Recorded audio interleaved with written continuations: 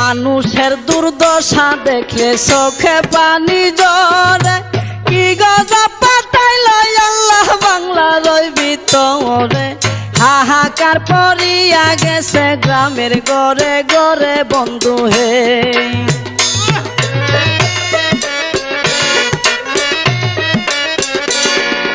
কেহ কান্দে বাতের লাগি, কেউ কান্দে চিল্লাইয়া, কুলের শিশু মইরা গেছে পানিতে ডুবিয়া। সহায় সম্বল কাইরা নিছে, কি হবে বাঁচিয়া বন্ধু হে।